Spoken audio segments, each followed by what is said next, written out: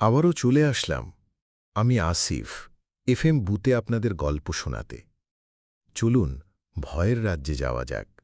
আজকের প্রথম গল্পের নাম ট্রেনের কামড়া। কলকাতা থেকে অফিসের একটা জরুরি কাজে আমায় কলকাতা থেকে আসাম যাওয়ার দরকার। জরুরি একটা কাজ আছে সেখানে। কিসে করে যাওয়া যায় ভাবছি। ছোট সময় রেলগাড়ি দিয়ে একবার নানাবাড়ি গিয়েছিলাম, অনেক ভালো লেগেছিল। এবারও তাহলে না হয় রেলগাড়ি দিয়েই যাওয়া হোক। যথাসময় রেল স্টেশনে আসলাম। এটাই মনে হয় আজকের শেষ ট্রেন, কারণ অনেক রাত হয়েছে। ছোট সময় রাতের ট্রেনে করেই গিয়েছিলাম, তাই আজকেও রাতের ট্রেনে আসা। সেবার অবশ্য বাবা মার ভাইয়া সঙ্গে ছিল। তখন কত দুষ্টুমি করতাম, আর তখনকার আমি আর এখনকার আমির মাঝে রাত দিনের ফারাক। এখন আর আগের মতো হাসি খুশি বা দুষ্টু নয়। বয়স 25 ছাড়ানোর পর নাকি সব পুরুষই গম্ভীর হতে শুরু করে। আমিও তেমন হয়েছি। এখন প্রচণ্ড রকমের ইন্ট্রোভার্ট আমি। কোলাহল, মানুষের সঙ্গ বা আড্ডা দেওয়া আমার কাছে সবচেয়ে বড় রকমের বিরক্তিকর কাজ।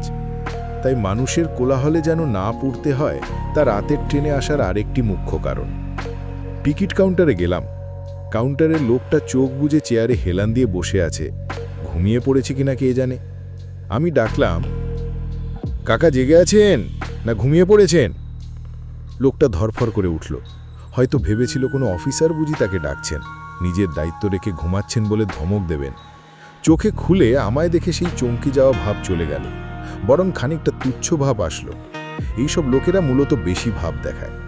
আমায় বলল, কি চাই, এভাবে ডাকলেন কেন?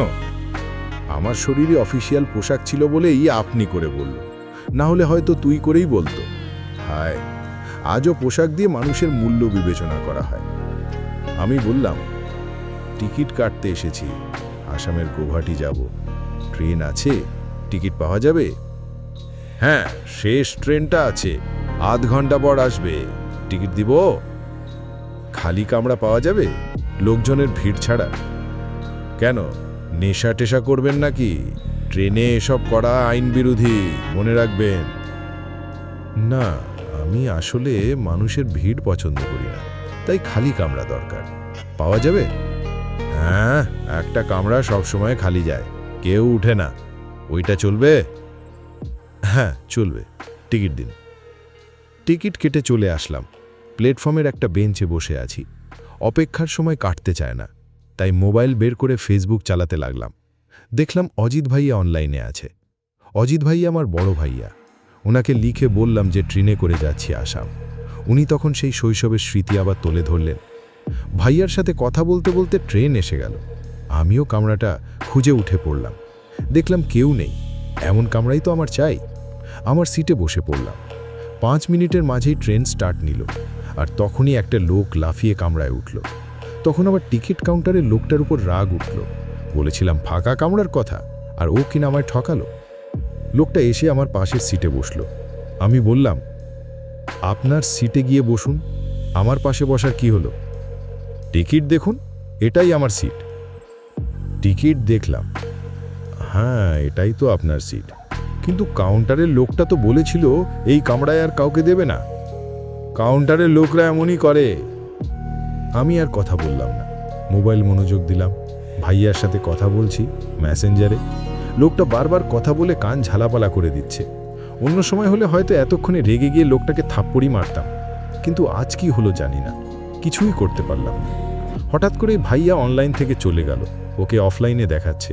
এমন তো কখনো হয় না, অন্তত আল্লাহ হাফিজ বলেও বিদায় নেয়, এভাবে কখনো অফলাইনে যায় না। পাশের লোকটা বলল, এখন তো আপনার ভাইও অফলাইন, চলুন না একসাথে কথা বলি। আমি কথা বলতে বা কোলাহল পছন্দ করি না, প্লিজ আপনি চুপ করুন। বুঝেছি আপনি ইন্ট্রোভার্ট, আমিও একসময় এমন ছিলাম, এখন তো আমিও ইন্ট্রোভার্ট হয়ে গেছি। এ তো কথা বলে বকবক করে চলাকে কেউ ইন্ট্রোভার্ট বলে জানতাম না। লোকটা কি পাগল নাকি? আবার বলে উঠল লোকটা, মনে হয় আমার সাথে কথা বলতে চান না। আচ্ছা বলতে হবে না। জানেন এই কামরায় কেন মানুষ উঠতে চায় না? না তো, কেন উঠে না? একটা ঘটনা আছে, একদম সত্য, শুনতে থাকুন। আচ্ছা বলুন। একসময় এই লাইন দিয়ে এই ট্রেনটা যখন যেত তখন প্রচুর ডাকাতি হতো মাঝপথে। ডাকাতরা প্রায়ই লোকদের লুট তরাজ করে মেরে ফেলে দিত। তেমনি একদিন এই কামরায় একটা আমার বয়সী তরুণ উঠেছিল। প্রচণ্ড ইন্ট্রোভার্ট তো, তাই একলাই কামরায় উঠেছিল নাকি। মাঝপথে ডাকাতি শুরু হলো, ডাকাতরা ছেলেটাকে মেরে ফেলল। তারপর থেকে নাকি এই কামরায় ওই ছেলেটাকে দেখা যায়। যারাই এই কামরায় একা ওঠে পরে নাকি তাদের লাশকে গড়াগড়ি করতে দেখা যায়। তাই কেউ উঠে না। মজা করছেন আমার সাথে? অনেকক্ষণ ধরেই তো বগিতে বসে আছি, কই ওই ছেলেটাকে দেখিনি তো। আর আমি ভূতে বিশ্বাস করি না। ভূত আছে কেন, আপনি দেখেননি? না, কখনো দেখিনি। আর কই ওই ছেলের ভূত? নির্ঘাত গুল মারছেন আমার সাথে, বা গাল গল্প করছেন। আমি কোনো গাল গল্প করছি না, কারণ সেই ছেলেটাই আমি। অনেক সুন্দর একটা গল্প শুনলাম, আশা করি আপনাদেরও ভালো লেগেছে। এখন চলে যাব পরবর্তী ঘটনায়। চলুন যাওয়া যাক। মাঝরাতে একটা বাচ্চার কান্নার শব্দ পাচ্ছি। ভালো করে শুনতে লাগলাম যে বাচ্চারা কান্না করলে যেমন শব্দ হয় তেমন শব্দ না, অনেকটা অদ্ভুত শব্দ। কিছুটা ভয় করছে, তাও সাহস নিয়ে শোয়া থেকে উঠে বসলাম। এর মধ্যে কুকুরছানা ঘেউ ঘেউ করা শুরু করলো। আরও বেশি ভয় লাগছে। ফোন হাতে নিয়ে ফ্ল্যাশ লাইট অন করি, আর অফ হয়ে যায়। কি করব কিছু বুঝতে পারছি না। জোরে জোরে চিৎকার করে আমার কুকুরছানাটাকে গাক দিলাম, পুনা পুনা, আমার কাছে আয়, ঘেউ ঘেউ করিস না, এদিকে আয়। পুনা আমার কোনো কথা শুনছে না। পুনা সারা রুমে দৌড়াদৌড়ি করছে। আমার শরীর ঘেমে একাকার হয়ে গেছে। এর মধ্যে বাচ্চার কান্নার শব্দ বন্ধ হয়ে গিয়ে নুপুরের ঝনঝন শব্দ শুরু হলো। আমার কুকুরছানা ঘেউ ঘেউ করতে লাগলো। মনে মনে ভাবতে আছি, আজকে যা হওয়ার হবে তাও আমি দেখে ছাড়ব এই বাসায় কি আছে। তাই খাট থেকে নেমে রুমের লাইট অন করলাম। সাথে সাথে সব শব্দ বন্ধ হয়ে গেছে। রুমের লাইট অন রাখলে কোনো শব্দ আসে না, তাই লাইট অন রেখে শুয়ে পড়ি। কুকুরছানা পুনা ঘেউ ঘেউ করছে না, চুপ করে ফ্লোরে শুয়ে আছে। আমার কিছুতে ঘুম আসছে না, এপাশ ওপাশ করছি। একটু পরে রুমের লাইট অফ হয়ে গেল। কুকুরছানা ঘেউ ঘেউ করতে শুরু করলো। ভয়ে কুকড়ে গেলাম, তাই পাশে কাঁথা ছিল সেটা মুড়ি দিলাম। হঠাৎ অনুভব করলাম আমার শরীর কেউ স্পর্শ করছে। আমি হাত ছড়াছড়ি করতে লাগলাম, কিন্তু কোনো লাভ হলো না। শরীরে হাত বুলিয়ে যাচ্ছে। এক লাফে উঠে দাঁড়িয়ে লাইট অন করি, সাথে সাথে সব ঠিক হয়ে গেল। লাইটের সুইচের কাছে দাঁড়িয়ে আছি, আবার যদি লাইট অফ হয়ে যায়। কিছুক্ষণ দাঁড়িয়ে থাকার পর শুনতে পেলাম কেউ হাড় কটমট করে খেলে যে শব্দ হয় সেরকম শব্দ হচ্ছে, আর রক্তের বিশ্রী গন্ধ আসছে। গন্ধটা রান্নাঘর থেকে আসছে। আমি রান্নাঘরে যাওয়ার পরে নুপুরের ঝনঝন শব্দের সাথে হাড় কটমট খাওয়ার শব্দ দুটো মিলে পুরো বাসাটা কাঁপছে। আমি ঠিক করে দাঁড়িয়ে থাকতে পারলাম না। মনে হলো কেউ আমাকে ধাক্কা দিয়ে ফেলে দিল। সকালে ঘুম ভাঙার পর দেখি আমি রান্নাঘরের দরজার কাছে শুয়ে আছি। রাতের সব ঘটনা মনে পড়ার সাথে সাথে আমি উঠতে লাগলাম, কিন্তু উঠতে অনেক কষ্ট হচ্ছে। সারা শরীর ব্যথা হয়ে রয়েছে। তাও কষ্ট করে উঠে ফোনটা হাতে নিয়ে আম্মুকে কল করলাম। আম্মু, তুমি আজকেই বাসায় আসো। কেন, কি হয়েছে? রাতের সব ঘটনা আম্মুকে বলার পর বলল, তুই কি ইলিশ মাছ এনেছিলি? হ্যাঁ, এনেছিলাম। কেন, ইলিশ মাছ এনেছি তাতে কি হয়েছে? আমার আজকেই আসবো, তারপর তোকে সব বলল। আর হ্যাঁ, দুপুরের জন্য মাছ মাংস যা রান্না করবি তা রান্নাঘরের জানলা দিয়ে এক টুকরো ফেলে দিস। আচ্ছা। এই বাসায় আম্মু আব্বু 2 মাস আগে উঠেছে। এই 2 মাসে আমি বাসায় আসিনি। জব করি, তাই পোস্টিং অন্য জায়গায় ছিলাম। কালকে সকালে বাসায় এসেছি, আর বিকেলে আম্মু আব্বু নানু বাড়ি গিয়েছে। নানু অনেক অসুস্থ দেখে আমার যেতে ইচ্ছে করছিল না। সকালে জার্নি করে এসেছি, আমার জার্নি করার ইচ্ছা নেই। দুপুরে খেয়ে ঘুমিয়েছি, সন্ধ্যায় ঘুম থেকে উঠে ইলিশ মাছ ভাজা আর খিচুড়ি খেতে মন চাইছে। বাসায় ইলিশ মাছ নেই, তাই বাজারে গিয়ে কিনে এনে রান্না করেছি। তারপর রাতে খাওয়ার পরের কাহিনী শুনছেন তো। আর হ্যাঁ, আমার একটা কুকুরছানা আছে, পুনা। ফ্রেশ হয়ে নিচে গেলাম। দারোয়ান আঙ্কেল কিছু জানতে পারে। দারোয়ান আঙ্কেল, আমরা দোতলার পিছনের ফ্ল্যাটে থাকি। আপনার কাছে কিছু কথা জানার আছে। বলো, কি জানতে চাও? আমি কালকে রাতে বাসায় একা ছিলাম। তারপর আমার সাথে ভয়ঙ্কর নানান ঘটনা ঘটেছে। একটু বলেন আমাদের বাসায় আগে কি হয়েছিল? না না, আমি বলতে পারবো না। আপনার বলতেই হবে, বলেন। না, বলবো না, আমি কিছু জানি না। আঙ্কেল, আপনার পরিবারের সাথে এমন কোনো ঘটনা ঘটলে আপনি কি চুপ করে বসে থাকতেন? আপনার পরিবারের কারো ক্ষতি হলে কি আপনার কষ্ট হতো না? আমার পরিবারের কারো কিছু হলে আমারও কষ্ট হবে তো। প্লিজ, আপনি যা জানেন তাই বলেন। আচ্ছা, আমি সব বলছি, কিন্তু কাউকে কিছু বলবে না যে আমি এসব বলেছি। 15 বছর আগে এই ফ্ল্যাটে একটা পরিবার থাকত। ছেলের বউকে গর্ভবতী অবস্থায় শাশুড়ি মেরে ফেলে।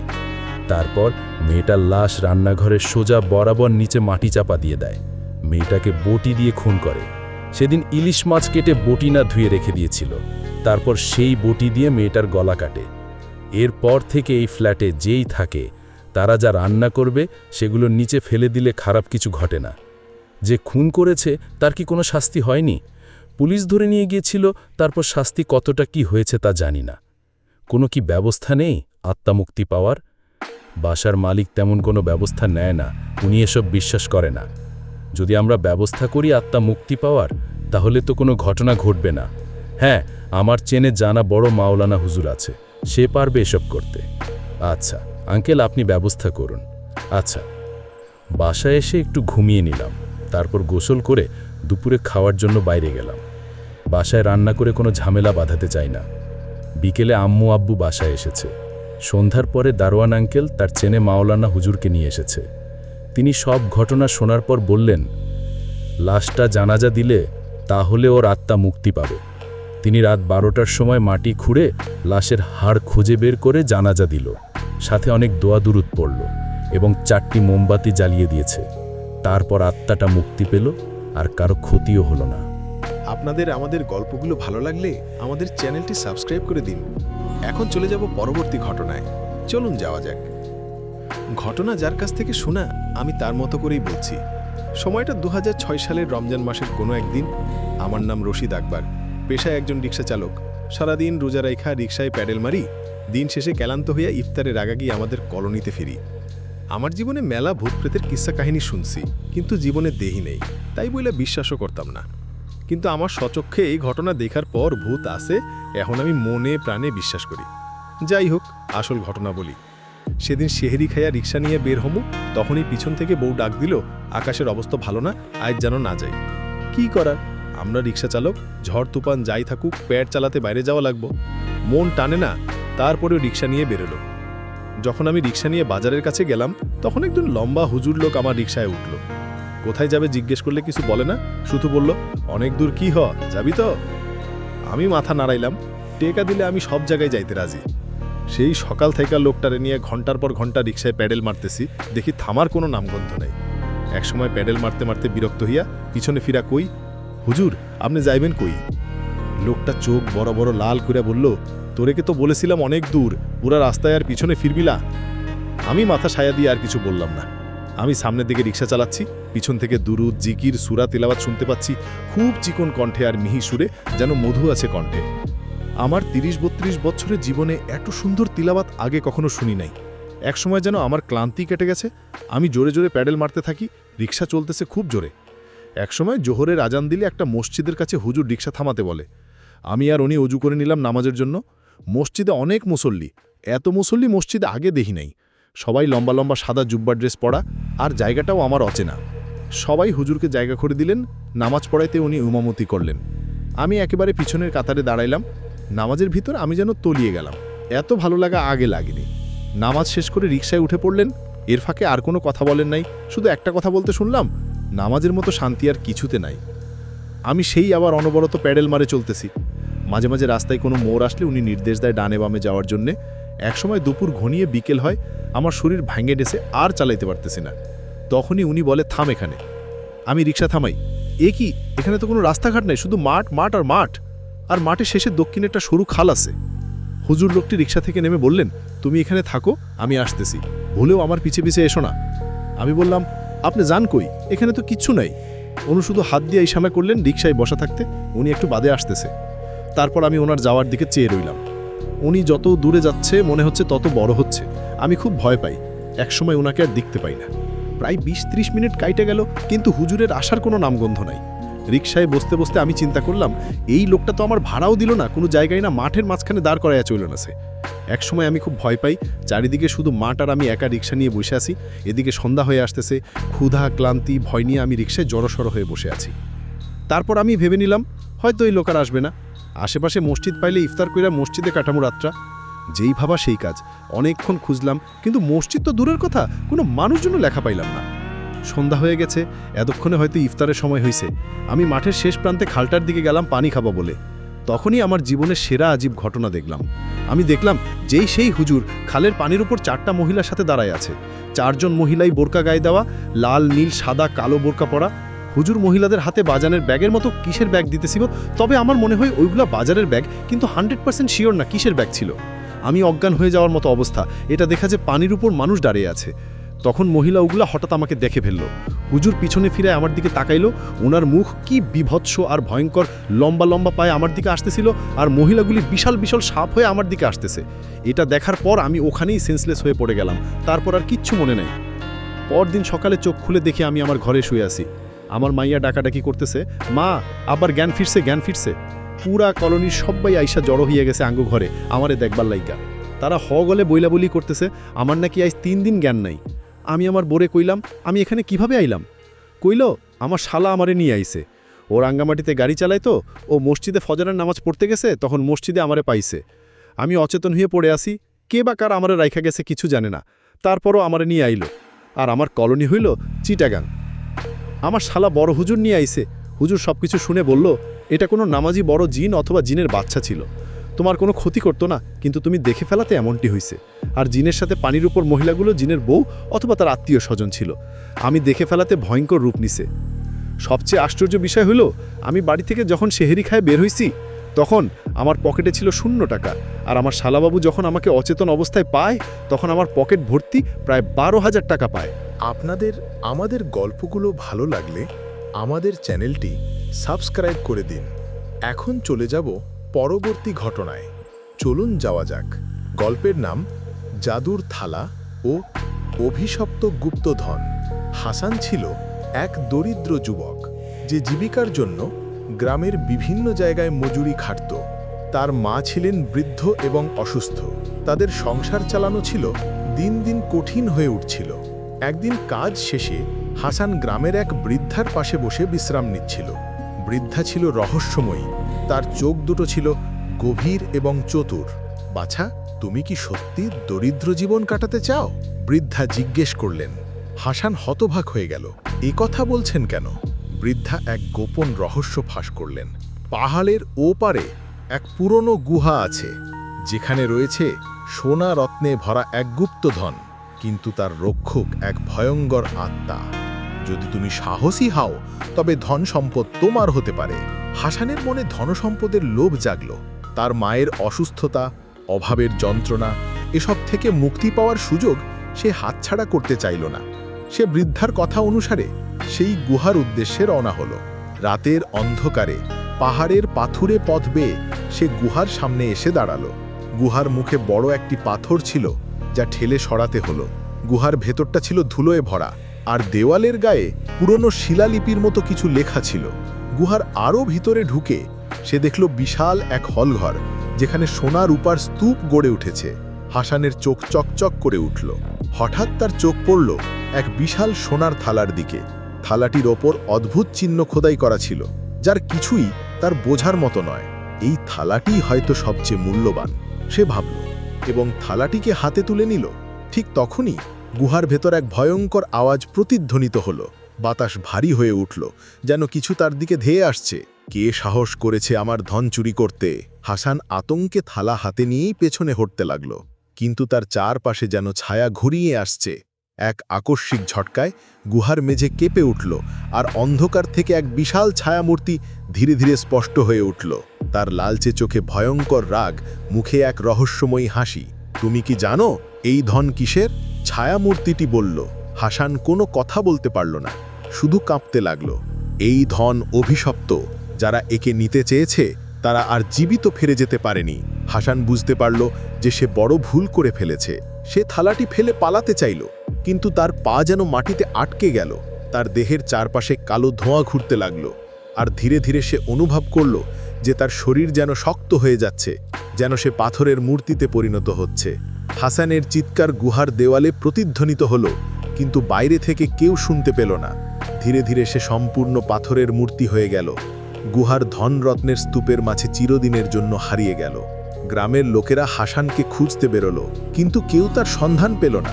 তারা পাহাড়ের দিকে যেতে ভয় পেত, কারণ বলা হতো যে কেউ গুহায় ঢোকে সে আর ফিরে আসে না।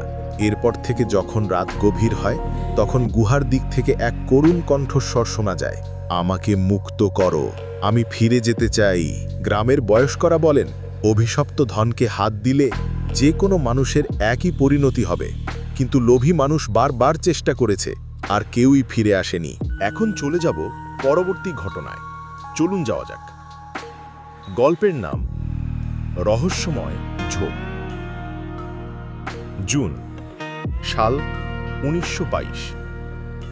আষাঢ়ের বৃষ্টিতে নদীর পানি টইটম্বুর। কালো জলের নদী তিতাসে ছুটে চলছে ব্রিটিশ ইন্ডিয়ান পুলিশের একটি বড় নৌকা। নৌকায় ছিলেন ম্যাজিস্ট্রেট সহ স্থানীয় থানার সকল পুলিশ সদস্য। তাদের গন্তব্য এক আজও পাড়া গাঁ খিদিরপুর। তখন সড়ক ব্যবস্থা ছিল জেলার সাথে জেলার। থানা বা গ্রামের পাকা সড়ক অলিক বস্তু। তাই নদীপথে ব্রিটিশ বিরোধী আন্দোলনের অন্যতম মুসলিম নেতা রশিদ তর্কভাগিসকে ধরতে পুলিশের বিশেষ এই অভিযান। অভিযানের নেতৃত্বে আছেন জেলার স্বয়ং ম্যাজিস্ট্রেট। ম্যাজিস্ট্রেট সাহেব খুবই বিরক্ত, তার অনেক কাজ। সব সমস্যার মূল হোতা লর্ড বেন্টিং। সে গভর্নর জেনারেল হিসেবে ভারতে আসার পর পুলিশি ব্যবস্থায় পরিবর্তন আসে। পুরো জেলার প্রধান হন ম্যাজিস্ট্রেট। এই ব্যবস্থার ফলস্বরূপ কালেক্টর বা ম্যাজিস্ট্রেটদের উপর ভারী বোঝা চাপিয়ে দিয়ে একটি বিশৃঙ্খল পুলিশ বাহিনী তৈরি করা হয়। ম্যাজিস্ট্রেট সাহেবের ইচ্ছে হল লর্ডকে গালি দিতে, কিন্তু ব্রিটিশদের বিশ্বাস নেই। কে জানে, আরা হয়তো মন খবর জেনে ফেলে। খিদিরপুরে এক দেশদ্রোহী লুকিয়ে আছে, যাকে তথাকথিত এই দেশপ্রেমিকদের ধরে পেশাগত ধর্ম পালন করতে হবে। থানার কনস্টেবল হারু নৌকার পাশ দিয়ে নদীর জলে কালো বিশাল মাছের মতো কিছু একটা শাঁসা করে চলে যেতে দেখল, যেন বিপদের আগাম সতর্ক সংকেত দিয়ে গেল। হারু তার পাশের আরেক কনস্টেবল মনীষকে দেখালো। মনীষের শরীরে অদ্ভুত শিহরণ বয়ে গেল। তাল সামলাতে না পেরে খানিকটা কেঁপে উঠল। থানার দারেগা রশিদ সাহেবকে জানাতেই বেশ সতর্ক হয়ে গেলেন। তার ধারণা স্বাধীনতাকামী বিপ্লবীরা এসব করছে, কিন্তু সব ধারণা উল্টে দিয়ে নৌকার চারপাশ থেকে ঘিরে ধরছিল কালো কালো মানুষের দল। কিন্তু আর যাই হোক, মানুষ তো আর জলের ওপর দাঁড়িয়ে থাকতে পারে না। ম্যাজিস্ট্রেট সাহেব আবার আধুনিক মানুষ, তিনি ফায়ার করার হুকুম দিলেন। সৈনিকরা গুলি চালিয়েও কোনো কাজ হলো না। তবে গোলাগুলির এক পর্যায়ে কালো মানুষের দল মিশে গেল বাতাসে। ম্যাজিস্ট্রেট সাহেব খুশি হলেও পুলিশের কেউ খুশি হলো না। তারা জানে আজ তাদের শেষ দিন। তারপর এক ঝোড়ো বাতাসের পাকে পড়ে ম্যাজিস্ট্রেট সহ সকল পুলিশ সদস্য মারা যায়। জায়গাটার নাম ছিল রুঙিলার ঝোপ। পরদিন সমস্যাটা বাধে তদন্তের সময়। পানি খেয়ে ফুলে ওঠা সব লাশ ডাঙায় পড়েছিল, এক সারিতে সাজানো। প্রত্যেকের শরীরে আঘাতের চিহ্ন পাওয়া গেল। ডিটেকটিভ ব্রাঞ্চ ধরে নিল এটা দেশ বিরোধীদের কাজ। তখনকার কলোনিয়ালরা ব্রিটিশ বিরোধী আন্দোলনের চাপ ঠেকাতে ব্রিটিশ পার্লামেন্টে রাওলাট আইন পাশ করলে ভারতের ভাইসরয় ও ইম্পিরিয়াল লেজিসলেটিভ কাউন্সিলও এই আইন বলবৎ করে। জালিয়ানওয়ালাবাগের গণহত্যার মাত্র 3 বছর পর সংঘটিত হয়েছিল ঐতিহাসিক সলঙ্গা বিদ্রোহ। বিদ্রোহের নেতা ছিলেন তরুণ কংগ্রেস কর্মী আব্দুর রশিদ তর্কবাগিস। পুলিশের সন্দেহ রশিদ সাহেবের সাথে এই গ্রামের লোকেদের আঁতাত আছে। রাওলাট আইন বলে গ্রামবাসীর ওপর দমন পীড়ন শুরু হলো, মামলা হলো, ন্যায় বিচার লঙ্ঘিত হলো। ন্যূনতম প্রমাণ দাখিল ছাড়াই পুলিশরা সাধারণ গ্রামবাসীকে গ্রেফতার করল, জেল জরিমানা ও সম্পত্তি বাজেয়াপ্ত করার অনুমতি দেওয়া হলো। গ্রাম হলো পুরুষশূন্য। কিন্তু ঠিক একইভাবে মাসখানেক পর 2 জন গ্রামবাসীর লাশ রঙিলার ঝোপের ধারে পাওয়া গেল। পুলিশের বিদ্রোহীদের প্রতি সন্দেহ ঘুচে গিয়ে নতুন সন্দেহ তৈরি হলো। গ্রামবাসীরা মামলা থেকে বেঁচে গেল, মামলার সমাধান হলো না। দিনে দিনে রঙিলার ঝোপ নিয়ে গ্রামবাসীর মধ্যে ভয় বাড়তে থাকলো। গ্রাম ছাড়িয়ে পাশের শহর অবধি পৌঁছে গেল রঙিলার ঝোপ নিয়ে গল্প।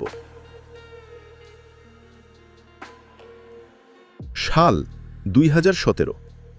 দাঁড় বাইতে গিয়ে নদীর জলে ছলাৎ ছলাৎ শব্দে ঘুমে ঢলে পড়ছিলেন নৌকার একমাত্র যাত্রী। গোল ছুঁয়ে ছাওয়া নৌকাটা যিনি চালাচ্ছেন ওনার নাম হাশেম মাঝি। আমাদের এই ঘটনায় মাঝির নামটি বেশ গুরুত্বপূর্ণ। সুন্দর হালকা ঘোলাটে জলের নদীটির নাম তিতাস। হাশেম মাঝি তার নৌকায় থাকা লোকটাকে এখনও চিনে উঠতে পারেন নাই। লোকটা কথা বলে মেপে মেপে, চিন্তা করে তার থেকে বেশি। মাঝি ওনার নাম দিয়েছেন শামসুল। পুরো নামটা মাঝির মনে নেই। টিভিতে শামসুল সাহেব পলিটিক্স নিয়ে টক শো করেন। মাঝি লাইজু ভাইয়ের চায়ের দোকানে মাঝে মাঝে টিভি দেখেন। যদিও লোকটার মুখে হালকা ছোট দাড়ি, তার বুদ্ধিবৃত্তিক জীবিকার ধারণাটি মিথ্যে হওয়ার জন্য যথেষ্ট। মাঝি ভাই ওনারে শামসুল নাম দেওয়ার কারণ ওনার কথা কম বলার অভ্যেস। মাঝির ধারণা লোকটা বুদ্ধিজীবী টাইপের কেউ, এরা নাকি কথা বেচেই টাকা কামাই করে, তাই মাঝি আর তাকে ঘাটায় না। মাঝি বহুক্ষণ হলো নৌকা বাইছে, বিরক্ত হয়ে বলল, ভাই যাইবেন কই? চলতে থাকেন, গন্তব্যে এলেই নেমে যাব। মাঝি কথা না বাড়িয়ে নাড় বাইতে থাকে। মাঝি যাকে পায় তার সাথে অতিরিক্ত কথা বলে। অবশ্য অতিরিক্ত কথা বলা দোষের মধ্যে পড়ে না, কিন্তু মাঝি লোকটার দেখা দেখি নীরব। কথায় আছে, সঙ্গদোষে লোহা ভাসে। লোকটা সামনের দিকে চেয়ে আছে। ওপরের খোলা আসমানে আলো নিয়ে খেলছে চাঁদ। নিচের নদী পাড়ের ফসলে বইছে বাতাসের স্রোত। না, সেদিকে লোকটার খেয়াল নেই। লোকটার খেয়াল দূরের নদীর বাঁকটায়, ওখানে কালো আঁধার জমে থাকা ঝোপের ভিতরে। মাঝি সন্দেহের চোখে তাকায়। কিছুক্ষণ যাওয়ার পর মাঝি হাঁক ছাড়ে, ও ভাইজান, সামনে রঙিলার ঝোপ, যাওয়ান যাইব না? কিন্তু আমার গন্তব্য ওখানেই। কি কন ভাইজান, পাগল হয়ে গেছেন নাকি? দুনিয়ায় যদি কিছু অসাধারণ হয় তবে সেটা পাগললাই করে। ভাইজান, এত জটিল কথা বুঝি না, আমি নৌকা ঘুরামো।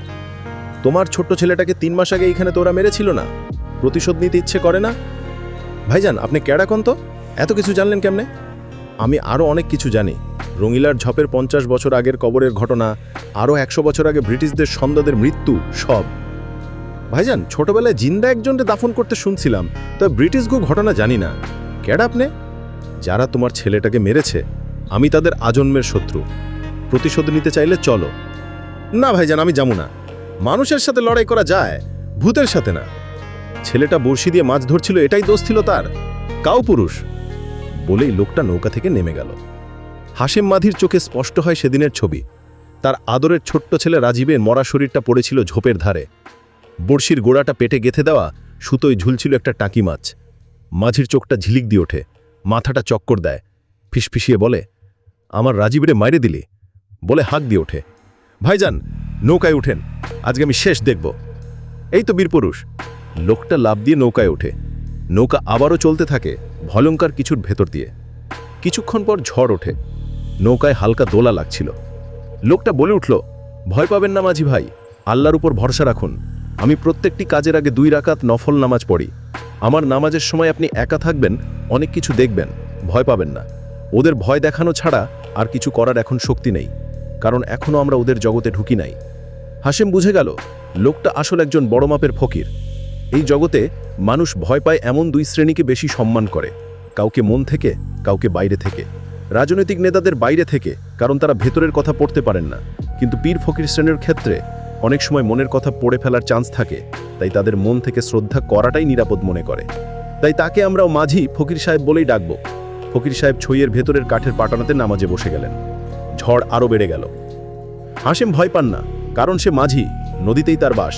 বহু বছর যাবৎ ঝড় দেখে তার জীবন পার করতে হচ্ছে। হঠাৎ হাশেমের পাশ দিয়ে নদীর ভেতর দিয়ে কালো বিশাল মাছের মতো কিছু একটা শাঁ শাঁ করে চলে যেতে দেখল, যেন বিপদের আগাম সতর্ক সংকেত দিয়ে গেল। হাশেমের শরীরে অদ্ভুত শিহরণ বয়ে যায়, তবে ভয় কাটাতে অন্যদিকে খেয়াল নিয়ে যায়। নামাজ শেষ হওয়ার পর ফকির সাহেব ছইয়ের ভেতর থেকে বাইরে বেরিয়ে এলেন। মাঝি ভাই, মানুষের সবচেয়ে বড় শত্রু তার ভেতরের ভয়। আপনার ভয় আপনাকে মেরে ফেলবে, আর কাউকে লাগবে না। ছেলেটাকে ওরা কেন মারছে আমি জানবার চাই। ওর তো কোনো দোষ ছিল না। গরিব বইলে আমাগো জানের মূল্য নাই। ওদের স্বার্থে আঘাত লাগলে ওরা দোষ নির্দোষ মানে না। ওদের কাছে জীবনের কোনো মূল্য নেই। এই দুটো পুটলি রাখুন, এর মধ্যে একটাতে বালু আর একটাতে ভুট্টার দানা আছে। দুটোই আল্লাহর কালাম দিয়ে ফু দেওয়া আছে। বিপদে পড়লে বিপদের দিকে বালু ছুড়বেন, আর জান যাওয়ার সম্ভাবনা থাকলে একটা করে ভুট্টার দানা ছুড়বেন। সতর্ক থাকবেন, জানের রিস্ক না হলে ভুট্টার দানা ছুঁড়ে অপ্রয়োজনে কারোর জান নেবেন না। হাশেম পুটলি দুটো দিয়ে নিজের ভেতর পুত্র হারানোয় অদৃশ্য শত্রুদের প্রতি রক্ত টকবক করে ওঠে। সে বলে, জীবনের মূল্য আজকে ওদের বুঝামো। খবরদার মাঝি, রেগে গেলেন তো হেরে গেলেন, মাথা ঠান্ডা করে কাজ করবেন। আচ্ছা, আপনি জ্ঞানী মানুষ, জ্ঞানী মানুষের কথা শোনা উচিত, কিন্তু ওইখানে আমার কাজটা কি? আপনার কাজ আগে নিজেকে বাঁচানো। সবকিছু ওলটপালট হলেও আপনি ঝোপের ভেতরে যাবেন, একটা মণি পাবেন, ছুঁড়ে নদীতে ফেলবেন। শুনছি মণিরত্ন মূল্যবান জিনিস। দুনিয়ার সব মূল্যবান জিনিসই যে উপকারী, এই কথা ঠিক না। নৌকাটা ঝোপের কাছাকাছি আসতেই মনে হলো এক জগৎ ছেড়ে অন্য জগতে ঢুকে গেল। একটা ঠান্ডা বাতাসের স্তর থেকে দ্রুত গরম বাতাসের স্তরে ঢুকে যাওয়া। মুহূর্তেই বাতাস, পরিবেশ সবকিছু নিশ্চুপ হয়ে গেল। দূর থেকে ঘন ঘন কান্নার আওয়াজ শোনা গেল। মাঝি ভাই সাবধান, এবার আমরা ওদের জগতে ঢুকে গেলাম, ওরা যা খুশি তাই করতে পারবে। হঠাৎ হাসিম খেয়াল করল হাজারে হাজারে কালো মাছের মতো কিছু পানির উপর চোখ উঁচিয়ে ওদের দিকে গোল হয়ে এগিয়ে আসছে, যেন আক্রমণ করে একসাথে গিলে খাবে। ফকির সাহেব সেদিকে না তাকিয়ে লাফ দিয়ে পাড়ে নেমে পড়ল। এবার মাঝির পালা। মাঝি নামতেই ফকির সাহেব নদীর পাড়, আশেপাশের প্রকৃতি সবকিছু মুহূর্তেই ভ্যানিশ হয়ে গেল। তার বদলে চোখের সামনে ভাসল দিগন্ত বিস্তৃত খাখা মরুভূমি। মাঝির হঠাৎই পরিবর্তন বিশ্বাস হয় না। হাতে লাল এইরকম মরুভূমি সে টেলিভিশনে দেখেছেন।